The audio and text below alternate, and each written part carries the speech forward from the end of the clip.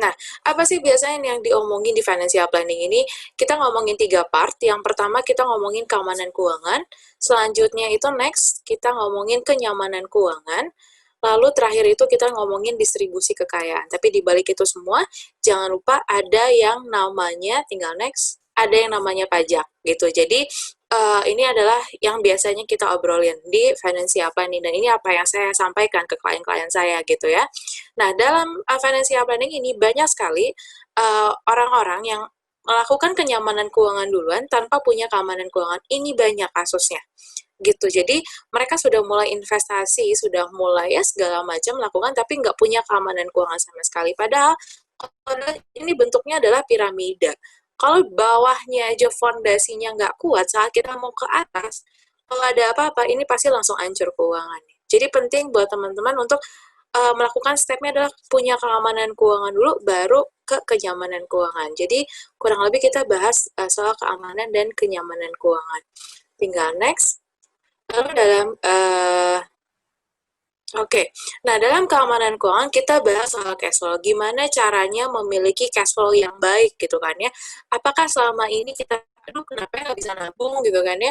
Kok keuangan gaji udah besar tapi kok gini-gini aja? Kenapa? Mungkin dari cash flow-nya ini masih belum oke. Gimana caranya bikin cash flow yang baik? Ya, bikin cash flow yang baik kalau di sini lihat dari tadi sudah sempat dibahas bahwa ada pendapatan aktif dan pendapatan pasif gitu kan ya. Nah, gimana caranya? Jadi selama ini kita mengandalkan dari pendapatan aktif, dari gaji aja nih gitu kan ya. Nah, kalau kita menggantungkan keuangan kita dari gaji aja, kalau kita mau mencapai financial freedom itu akan sulit. Gitu. Jadi kita harus mulai memikirkan untuk menambah pendapatan pasif. Nah, tapi untuk mencapai pendapatan pasif ini membutuhkan modal yang besar nih. Lalu gimana caranya? Kita boost lagi pakai yang namanya penghasilan investasi juga gitu. Nah, dari sini saat kita mendapatkan pendapatan, nextnya adalah bikin budgeting. Apa yang harus kita dahulukan? Yang pertama kalau misalnya ada pajak dan potongan. Back lagi, sorry. Oke. Okay. Apa yang harus kita dahulukan? Yang pertama ada pajak dan potongan. Yang kedua adalah donasi.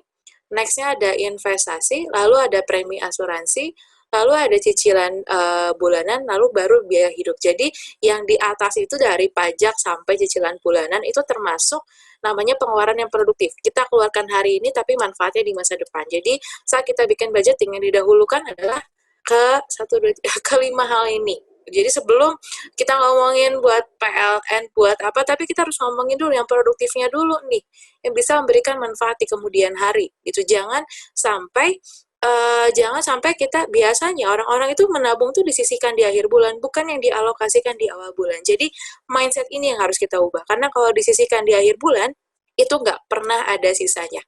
Jadi kita harus alokasikan di awal bulan. Udah punya cash flow, lalu kita bahas soal budgeting adalah yang selalu kita tuliskan saat kita mendapatkan pendapatan. Biasanya di awal bulan atau pas gajian, ini kita udah punya planningnya, gitu kan ya. Udah punya planningnya, ini uangnya mau dipakai buat apa aja. Nanti kalau udah budgeting, kita bahas soal catatan keuangan harian. Ini yang biasanya banyak banget ke skip. Itu gimana cara kita nulis catatan keuangan harian. Ini hal yang sangat krusial, tapi banyak banget orang-orang tidak melakukan ini karena itu rempong gitu kan. Masa setiap pengeluaran harus ditulis? Yes, memang betul, setiap pengeluaran harus ditulis. Kenapa? Supaya kita tahu pattern pengeluaran kita seperti apa. Dengan adanya catatan keuangan harian, ini sebenarnya kita bisa mengetahui di mana aja bocornya. Kita itu sebenarnya pengeluarannya seperti apa sih per bulan, karena selama ini kita nggak pernah tahu, karena nggak keluar angkanya. Selama ini yang di mindset kita adalah selama rekening belum nol, hajar aja terus. Selama di dompet masih ada, hajar aja terus. Gak peduli berapa isinya gitu kan ya, gak peduli berapa sisanya gitu kan ya. Nah, padahal yang harus kita perhatikan adalah berapa yang kita keluarkan tiap harinya gitu. Oke, jadi itu adalah dari cash flow. Pertama bikin dulu anggaran keuangan, lalu bikin dulu catatan keuangan harian. Lalu yang kedua ini adalah dana darurat, dan ini adalah dana yang kalau saya bilang saat pandemi ini adalah superhero gitu. Jadi dana darurat ini akan kita gunakan kalau misalnya ada kejadian seperti ini.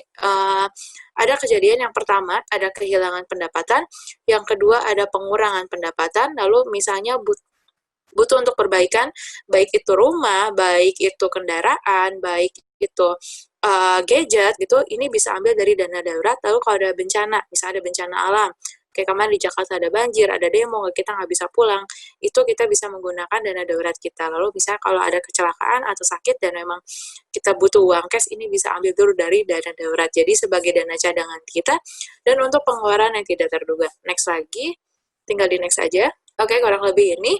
Dana darurat ini besarannya 6 kali sampai 12 kali pengeluaran bulanannya. Dan ini hanya digunakan untuk kebutuhan yang mendadak. Jadi dana darurat ini nggak boleh dipakai sebagai dana liburan. Literally untuk kebutuhan yang sangat mendadak dan simpan di instrumen investasi yang aman, liquid, dan mudah dijangkau.